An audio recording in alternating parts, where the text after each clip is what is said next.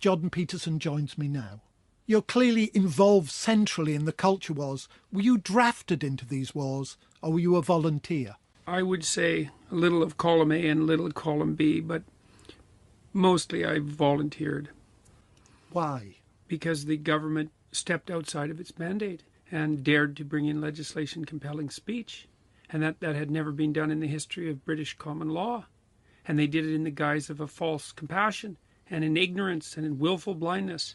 They made a big mistake. And so there's no way, once I had read the policies and understood what was happening, that I was going to stand for that, insofar as I had any choice. It's the case, though, that common courtesy leads us to address people in ways that they feel easy with. You're happy with that as an account? Sure, and thrilled with common courtesy. But it's a whole different thing when the government uses an ideologically motivated claim of compassion to justify implementing careless, unbelievably careless compelled speech legislation. But you're not against the state's intervention in all areas of life, are you? Well, it depends on the area. No, but in principle, I mean, there are some. No. You're not an Oklahoma guy who wants to go back into the woods and get rid of the state. No, I'm actually quite a moderate, centrist type of person. So, okay, listen. I mean, I'm from Western Canada, and we're a little more on the libertarian end of things, but not in any. I'm a Canadian, you know. Canadian political radicals are just not that common. Your book is marinated in religious language. Yes. Set your house in perfect order before you criticise the world. That's got the cadences of the Bible behind it about setting your house in order. I was brought up an English Methodist. I want to know, what is your religious framework? I'm just back from New York, so you're clearly a North American Protestant. Yes, I think that's very fair to say. That's my background. My family was a member of my mother in particular was a member of the mainstream Protestant church in Canada, which happened to be the United Church. Although I was disenchanted with religious thinking by the time I was about 12 or 13. It's not that there's anything special about that, but I became very much interested in the role that narrative plays in orienting people in life, and delved deep into it when I was studying totalitarianism, and which I did in depth. Well, I have been doing that for 40 years, really. And that led me down to the deepest of stories. And by definition, the deepest of stories are religious. I mean, it's the fact that they're deep that makes them religious, or vice versa. And so I've strived to understand what those stories mean. Okay, that makes it sound very scholarly. Mm-hmm. It's not with you. It's inside you. It's not you are religious, aren't you? Well, it would depend to some degree. No, don't get epistemological on me. Okay, what I'm asking you is, you're a believer. Now, of course, what it means to believe is different, but the reason I'm interested in this is your commitment to individual responsibility has a religious history to it. It has a religious aspect to it, sure. It has a religious layer to it, let's say. And I would say that the battle that I found myself involved in wasn't a political battle or even a psychological battle. As far as I'm concerned, it's actually a theological battle. So because I see what's happening in the universities as the pushback of a fundamentally collectivist viewpoint against the cardinal Western stance that the individual is sovereign. And hold on there. That's where we begin. There is, of course, Emerson's great essay on self-reliance. Frank Sinatra's My Way. America has the deepest belief in the individual, at least one strand of American thought, but that doesn't exhaust the West. There are lots more communal versions of life. In fact, one of the things I would have said, and I'm not a Christian now, one of the things I would have said about Christianity is it believes in the communal and in the collective. That's why people go to church. Well, I would say it believes in the proper relationship between the individual and the collective, not that it believes in the collective. And I mean, and I think I'm fully in that tradition, because I think that the way that you want to orient yourself in life is to set yourself up so that you're taking care of yourself properly, but so that you're doing it in a manner that benefits your family and your community, and that all of those levels of organization have to be serving one another, and that they can. Now, I understand that, and that's a perfectly reasonable position, but it mustn't be conflated with the Western view is the individual is primary, because that's historically not the case. Well, I don't agree with that. I think that the emphasis on the idea of the logos in the West and the fact that individuals are regarded in some sense as the carriers of that does make the individual primary from a conceptual perspective. Because one of the questions is... But Catholicism doesn't even believe in that. Catholicism, one of the founding forms of Christianity in the West, that doesn't believe in this wonderful American Protestant view of yours.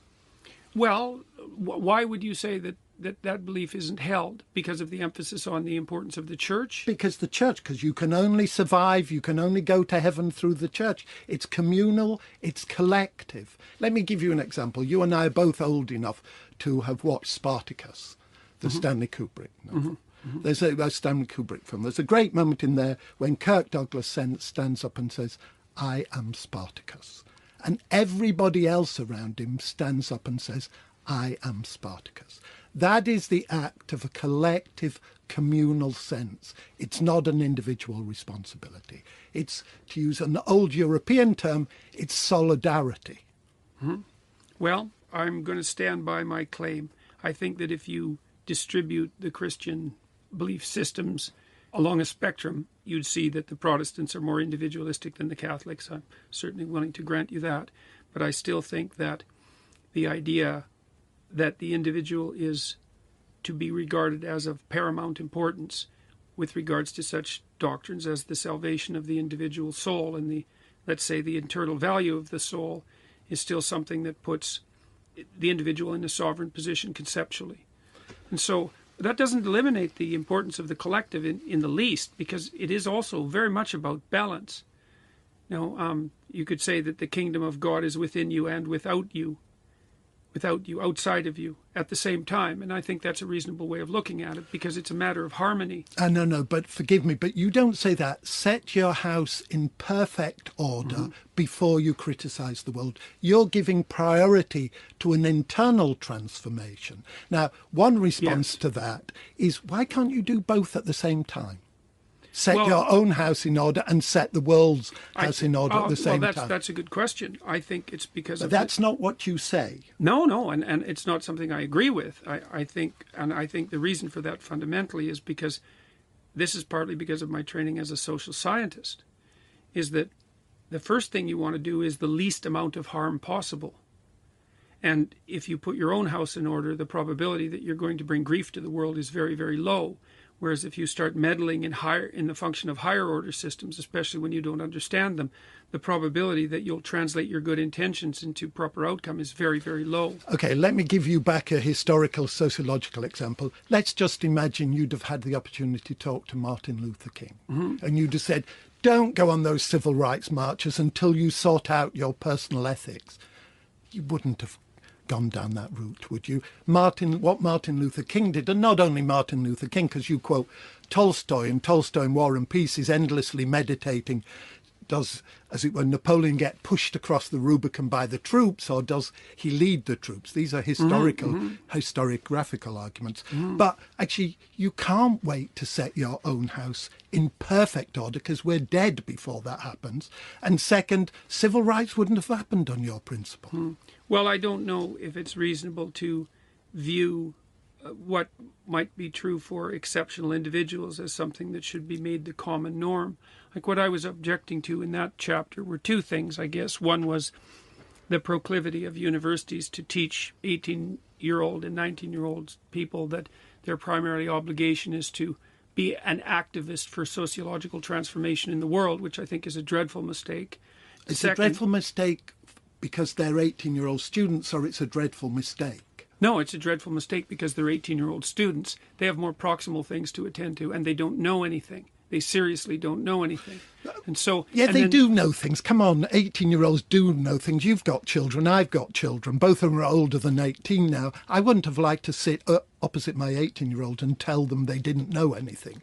Well, they know enough to put certain things immediately in front of them in order and to attend to their education, but they don't know enough to risk experimenting with large-scale transformations of economic systems that they don't understand in the least. Okay. No, not that that's the case for many people. And the other problem with the activist ethos, which is partly what I was objecting to, is that it's very easy for your bitterness to manifest itself as the hypothetically altruistic desire for social change. And I think that happens far more often than people are willing to admit. And so partly you have to wonder if you're attempting to change the world, because you don't want to do the changes that are necessary for yourself. You do increasingly sound to me like a good radical Protestant, but I want to give you another example, which is different. You know, if you'd have said set your house in perfect order before you criticise the world when you're 18 and universities, it might have been a more defensible thing to say. But let me give you another example. There's a football match where 90-odd people died from Liverpool. The claim at the beginning was they were badly behaved hooligans, and the police blamed these Liverpool supporters for doing this. The mothers, the fathers, the sons, the brothers, the wives got together and became activists. It took them 25 years to demonstrate actually that what the police had claimed was untrue. Now, they were not going for vengeance. Right. They were going for justice. And actually, I really read this book carefully. Yeah, it and seems the word, that way. And the word justice is really not much there. The word vengeance, that's why I think you're an old-fashioned Old Testament guy. The word justice is hardly the word. Vengeance is very prominent in the book. Now, I'm telling you that these Hillsborough families were after justice, not after vengeance. They acted collectively. They didn't know enough. No, they had their personal reasons. It was part of their own destiny, and fair enough. They were after justice. Well, and I'm not going to make the case that collective action is never necessary. I mean, and as I said, I wrote the book in some sense as an antidote. The prevailing ethos is that the highest order of being is political activism, and that's especially the case in the universities. And so, you know, now and then things need to be pushed back into their proper position. So it's not like political action or the desire for justice, which I think is a better way of thinking about it, is never justified. Of course it is. And but it's also difficult to discriminate it from revenge. So no, yes and no is the response to that. Vengeance is personal, it's self-interested. Justice is about vindication rather than vindictiveness. Yeah, right. And if that's the case, then you can separate out justice from vengeance. And to be frank, there's no reason an 18-year-old, and there were plenty of 18-year-olds amongst these Hillsborough families, shouldn't be active. Well, and there's a kind of quietism about you which actually surprises me. Well, I don't want to make the case, or to be seen to making the case, that action at some level other than the psychological is never warranted, because obviously that's not the case.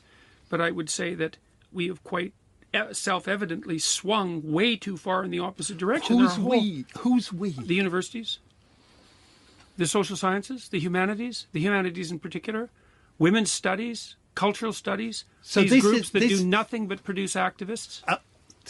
Forgive me, I was a professor of literature, so that's simple historical and factual nonsense. I mean, if universities were turning out social activists in very large numbers, it is a fight that's going on. It is a fight in the university, but I suppose what I'm asking... How long ago were you a professor? I've been a visiting professor quite recently, until I turned to the wonderful age of 65 when I stopped being a professor. But the point I suppose I'm trying to ask you about, there are injustices in the world. And because there are injustices in the world, you may think, and you may in certain ways be right, that the ways in which these social activists operate is not helpful. But by addressing them rather than the problems, you're avoiding the major issues, which are issues of injustice. Well, it depends on what you think the major issues are. Like, as far as I'm concerned, the major issues are whether or not people have put their houses in order. And like you see the world, apparently, and fair enough, I'm not suggesting that you're wrong. It's not how I look at the world.